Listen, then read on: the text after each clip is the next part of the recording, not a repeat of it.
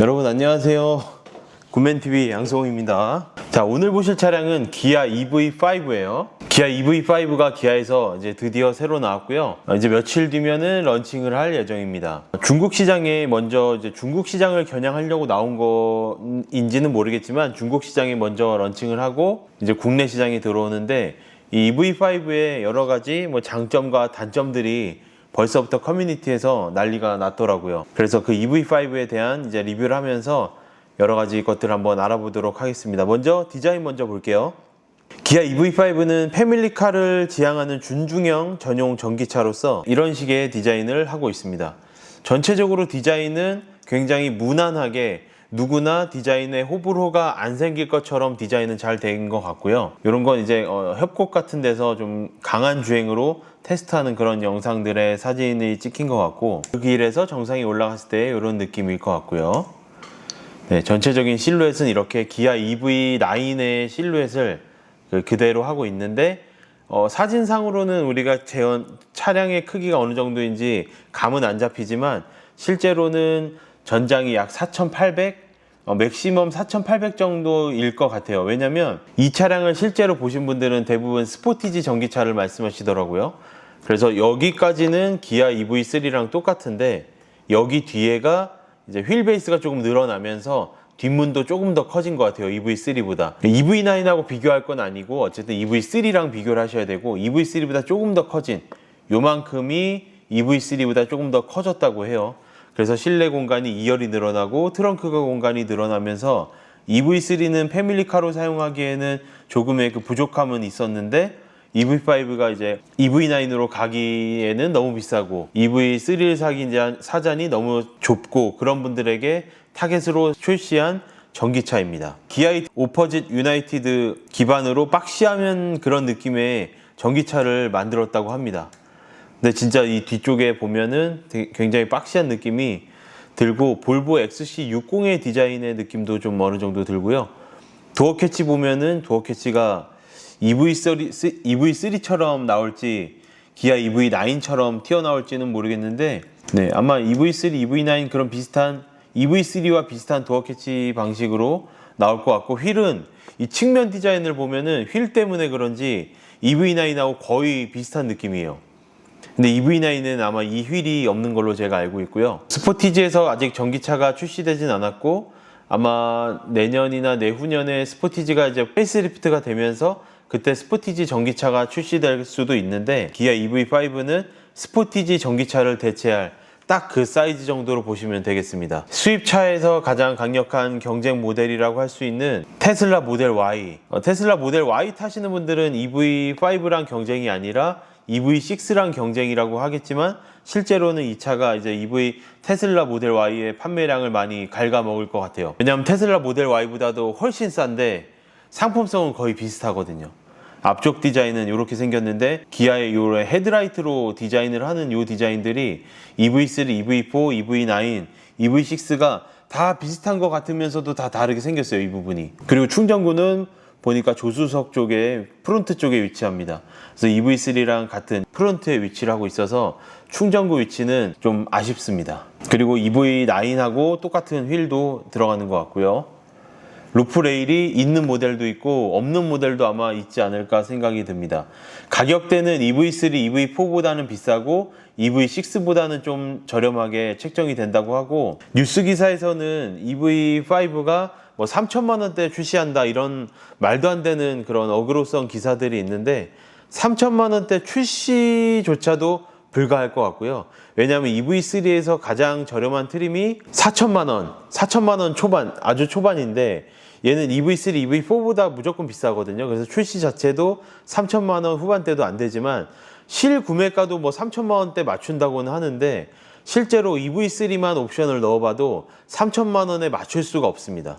정말 옵션 하나도 안 때려놓고 사면은 3천만 원대 살 수는 있겠으나 이 정도 차량 타시는데 옵션을 하나도 안 때려놓고 타실 분들은 없을 거라 예상이 되고, 실구매가는 4천만 원 후반대에 보조금을 받고 4천만 원 후반대 정도에 아마 세팅이 되지 않을까. 4천만 원 후반대에 보조금 받고 세팅이 되더라도 이 정도 상품성은 딱 그냥 사진으로만 보기에도 너무 잘 나온 것 같다는 생각이 들어요. 수입차에서 이 정도 살려면 BMW에서는 iX3, 벤츠에서는 EQB 정도를 사야 되는 금액인데 거의 8천만 원 정도 육박하는 금액인데 국산차에서는 5천만 원 미만으로 실구매가 가능하다는 점, 그 점이 아주 큰 장점일 것 같고요. EV5는 GT 라인도 출시합니다. 그래서 범퍼 디자인이 EV3 GT 라인에서 나온 거랑 거의 비슷해요.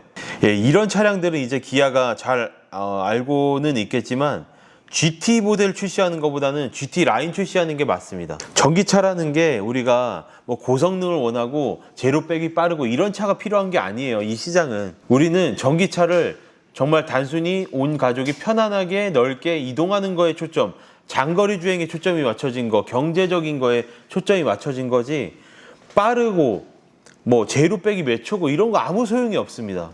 그래서 GT라인 같은 거 출시할 이유가 전혀 없어요. 그래서 앞으로도 GT라인 같은 거 출시하지 마시고 멀리 갈 전기차, 그런 전기차를 출시해 주시는 게 앞으로 전기차의 이런 판매 전략에도 그게 더 맞는 전략입니다. 하지만 전기차를 왜 GT를 출시하냐, 기아에서. 테슬라에서 왜 그런 사이버 비스트라든지 그런 빨리 가는 걸 출시하냐. 왜냐면 전기차 기술의 한계예요, 한계. 왜냐면 배터리를 많이 넣어서 멀리 가는 것밖에는 할 게 없기 때문에 이제 그냥 빨리 가는 걸 만드는 겁니다. 뭔가 고객들한테는 다른 의미를 부여하기 위해서. 그래서 앞으로 한 20년, 30년 뒤에는 이제 빨리 가면서도 멀리 갈 수 있는 그런 전기차가 출시할 수도 있고요. 네, GT 라인은 뒤쪽에 범퍼도 디자인이 약간 다릅니다. EV4, EV3에서도 볼 수 있었던 그 GT 라인의 그 정도의 변화가 EV5에도 그 정도의 변화로 들어갈 것 같고요. 뒷모습에서의 호불호도 EV3에서 뭔가 이렇게 잘린 느낌이 있었잖아요. 그 잘린 느낌을 이렇게 약간 박시한 느낌으로 뒤쪽으로 이렇게 좀 볼륨감을 준 디자인인 것 같아요. 자, 실내 한번 보겠습니다. 실내 디자인은 이게 이제 노말 디자인이에요. GT 라인이 아닌 차량. 스티어링 휠은 EV3랑 EV9 동일한 스티어링 휠 디자인, 칼럼식 기어 동일하고 이쪽 디자인도 EV3, EV4랑 다 동일하게 들어갑니다. 이제는 기아는, 이제 현대 기아는 외부 내부가 거의 다 대중소 디자인으로 바뀌고 있어요. 그리고 좀 특이한 부분이 바로 이 부분이에요. 이 부분이 시트로 들어가는 건 아닌데 팔걸이가 지금 없는 게 아니라 여러분 이렇게 올라가 있는 상황이거든요. 팔걸이가 올라가서 여기가 지금 가죽으로 뭔가 시트랑 이어지는 것처럼 마감은 해놨는데 이 부분이 어떤 용도일지 굉장히 궁금합니다. 여기가 아이들 태우는 좌석은 아니란 말이에요. 왜냐면 여기 9인승일 필요는 없으니까 이 차가 팰리세이드처럼 여기를 가운데를 굳이 좌석으로 만들어 놓지 않겠죠. 이 부분마저도 뭔가 이렇게 파여 있을 텐데 그렇지 않은데 여기를 올려놓은 거 보면 제 예상에는 여기에 사람이 타고 여기에는 이제 반려견 정도가 자리가 되지 않을까, 그런 예상이 되는 부분이고요. 시트도 이런 밝은 컬러로 선택이 가능할 것 같고요. 이 컬러랑 비슷한데 좀 다른, 얘는 좀 어두운 느낌의 컬러. 여기도 이렇게 가죽으로 또 동일하게 마감을 해놨고 팔걸이를 올려놓은 상황입니다. 그러니까 기아 EV5에서 지금 실내에서 강조하는 부분이 바로 이 부분인 것 같아요. 네, 여기 사진도 이렇게까지 찍어놓은 정도면 지금 이 부분에 대한 어떤 그 발표는 없었지만 아직은 이 부분에 대한 수요를 뭔가 좀 고객들의 니즈를 반영해서 만든 부분이라는 것 같아요. 제가 생각해도 여기는 반려견의 위치밖에는 딱히 할 게 없을 것 같아요. 컵홀더가 아래쪽에 지금 보이죠, 여러분? 컵홀더가 지금 2개가 있는데 여기 공간도 수납함이 있고 여기 무선 충전 패드인 것 같아요. 근데 팔걸이가 지금 올라간 상황이에요. 근데 팔걸이가 내려오게 되면 컵홀더가 더 생기는. 자, 그리고 트렁크 먼저 보이면 트렁크에 지금 요 하단, 트렁크 요 하단 부분에 보이시죠, 여러분? 하단 부분의 카바를 단순히 카바로만 활용을 하는 게 아니라 이렇게 위쪽으로 올려서 선반 역할도 하고 아마 테이블 역할까지 하지 않을까. 그래서 여기 2열에서 여기 앉아서 여기 테이블로 사용하는, 발을 여기다 편안하게 두고 아니면 반대로도 되고, 아마 그 용도로 요걸 지금 그렇게 디자인을 한 게 아닌가 싶습니다. 파노라마 루프가 들어가고요. 또 위쪽에 보면은 어떤 클립 같은 걸 꽂는 부분들이 양쪽으로 조금 있어요. 어떤 이제 E트랙, T트랙처럼 어떤 트랙 이런 브라켓 같은 걸 꽂았다가 이런 식으로 뭐 봉지거리가도 될 수 있고 뭐 어떤 그물거리 이런 역할들을 할 수 있는 공간이 6개나 보입니다. 아래쪽도 보이네요. 4개. 위에는 6개, 아래는 4개나 보이고요. 자, 다시 1열 디자인으로 돌아와서 팔걸이를 내렸을 때 이렇게 됩니다. 팔걸이가 엄청나게 커. 근데 뭔가 다른 점을 제가 발견했어요. 아까 우리가 여기 밑에 가죽으로 발견된 거는 팔걸이랑 컵홀더가 이렇게 세트가 아니라 별도 이렇게 올라갔을 때는 이 부분이 밑에 있었잖아요. 근데 지금 이 모델의 경우에는 어떤 옵션의 차이는 있는지 모르겠으나 시트가 어쨌든 지금 잘렸죠. 시트 잘렸고 팔걸이가 통이에요. 얘는 올라가거나 내려가지 않아. 이 부분만, 암레스트 부분만 올라갔다가 여기 안에 수납함이 되겠죠. 지금 그 역할이 되는 것 같아요. 이렇게 사진을 또 따로 찍어 놨네요. 그래서 이런 팔걸이가 있고 아까처럼 시트가 일체형으로 된 팔걸이가 있고, 그거는 옵션에 따른 선택일 수도 있을 것 같은데 어떤 게 더 상위 트림일지는 모르겠습니다. 자, 이런 부분들은 이제 일반 우리 EV3 4랑 9이랑 다 똑같고요. 요 가운데 공조기는 계속해서 가네요. 이게 아마 없어질 것 같은데, 네, 이렇게 팔걸이를 한 번 더 보여줍니다. 보통 이렇지 않은데 팔걸이를 한 번 더 보여줘요. 그래서 여기는 우리가 EV9에서 볼 수 있는 가변형 컵홀더. 저는 이 가변형 컵홀더가 여기 이렇게 블레이드가 이렇게 나오잖아요, 누르면. 근데 그 블레이드가 어떤 좀 크거나 딱딱한 컵을 넣게 되면은 부러질까봐 굉장히 걱정이 되더라고요. 그래서 아마 EV9 타시는 분들도 그 블레이드, 이 가변형 컵홀더는 좀 싫어하는 것 같은데, 불편해 하시는 것 같은데, 이거는 좀 개선이 되지 않을까 나중에 생각이 되고, 네, 이렇게 가변형 컵홀더를 또 보여줍니다. 무선 충전 패드는 다행히 1개만 들어갔어요. 자, 그리고 2열의 무릎 송풍구 디자인이 좀 바뀐 것 같아요. 뭔가 좀 투박한 디자인이네요. 세련되지는 않은 것 같고, 아래쪽에는 이제 온도 조절까지만 돼요. 그러니까 EV5는 이제 최대 옵션이 3존 에어컨인 거죠. 운전석, 조수석, 2열. 그리고 아래쪽에 뭔가 수납함이 있는 것 같은데, 이렇게 수납함이 나오네요. 수납함과 함께 선반. 선반의 뚜껑을 열게 되면은 보관함. 냉장고처럼 보이지만 냉장고는 아닌 것 같습니다. 시트 디자인은 이렇게 아주 그냥 스탠다드한 그런 시트 디자인입니다. 어떤 기교를 부리지 않은 노멀 디자인이고요. GT라인은 아마 시트가 바뀔 것 같은데, 이것이 이제 GT라인의 실내.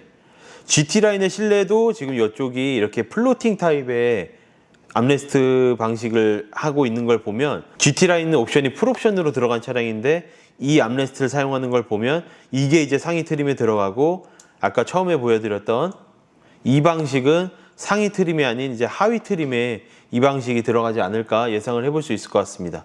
GT라인의 실내는 스티어링 휠이랑 이런 투톤 디자인 요 정도만 바뀌는 것 같고, 스티어링 휠도 이렇게 상하로 나뉘어요.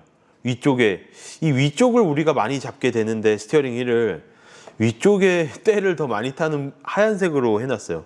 GT라인의 실내도 헤드레스트에만 GT라인 로고가 들어가고 나머지는 그냥 색깔만 달리한 이런 부분에 이렇게 약간 음영 디자인이 들어가고요. 기아 EV5에 대해서 간단하게 디자인을 알아봤는데, 이 차량이 이제 가장 문제가 뭐냐면 중국 판매 때문에 그런지 배터리가 EV3, EV4는 LG솔루션, 그리고 EV9도 LG솔루션, SK온 이런 국산 배터리들이 들어갔는데, EV5에는 우리가 지금 화재 때문에 좀 예민한 중국산 배터리가 들어가요. 뭐 중국산이라고 벤츠에 들어간 뭐 페러시스 이런 정말 그런 저가형 배터리는 아닌 것 같고, CATL 3원계 배터리가 들어간다고 하는데, 뭐 배터리의 효율이나 안정성 이런 것들은 국산보다는 더 좋은 그런 배터리라고는 합니다. 사실 중국이 우리나라보다 이제는 그 중국 배터리 기술이며 뭐며 다 우리를 앞선 그런 상황, 전 세계 1위죠. CATL, BYD 이런. 하지만 중국이 아무리 1위라 그래도 우리는 중국산이 싫잖아요. 그래서 그거에 대해서 지금 이 EV5가 뭔가 찬반 논란이 좀 있습니다. 소렌토 취소하고 EV5 신청했는데 배터리가 CATL로 들어가서 다시 취소를 했다, 그런 분들도 계시고, 또 이제 다른 분들은, 또 어떤 분들은 난 오히려 중국산 배터리가 화재에 더 안전하다 그래서 나는 EV5를 다시 선택을 했다, 그런 분들도 계시고. 지금 다 좋은데 가격까지 너무 혜자스럽게 너무 잘 나왔어. 근데 가격이 잘 나올 수밖에 없었던 이유도 여러분 중국산 배터리예요. 중국산 배터리라고 제가 얘기하니까 뭔가 어감이 되게 싸구려 배터리인 것 같은데 어쨌든 중국의 CATL 최고급 배터리가 들어가긴 했습니다. 근데 어쨌든 그 중국산 배터리라서 국산 LG솔루션이나 SK 배터리보다는 조금 싸죠. 그렇다 보니 이 차량이 460km 갈 수 있는데 이 정도 상품성을 가지고 금액을 이제 3천만 원 후반대 혹은 4천만 원 초반 이렇게까지 금액을 낮출 수 있었던 이유라고도 얘기가 나오고 있습니다. 그래서 어쩔 수가 없어요. 그냥 이 정도 상품성의 전기차를 타는데 우리가 국산 배터리를 기대하기는 살짝 좀 아쉽지 않을까 싶기도 하고, 아마 기아의 생각은 추후에 스포티지 전기차가 나올 때 이거랑 똑같거든요. 크기가 거의 비슷할 텐데 그 스포티지 전기차에서 아마 국산 배터리로 들어가서 금액을 얘보다는 조금 더 높게 책정이 돼서 그 실내랑 조금 더 고급스럽게 만들어서 출시하지 않을까라는 생각이 듭니다. 그래서 EV5에 대한 간단한 리뷰 여기서 마치고, 여러분 지금까지 시청해 주셔서 감사드리고 다음 영상에서 또 뵙겠습니다. 감사합니다.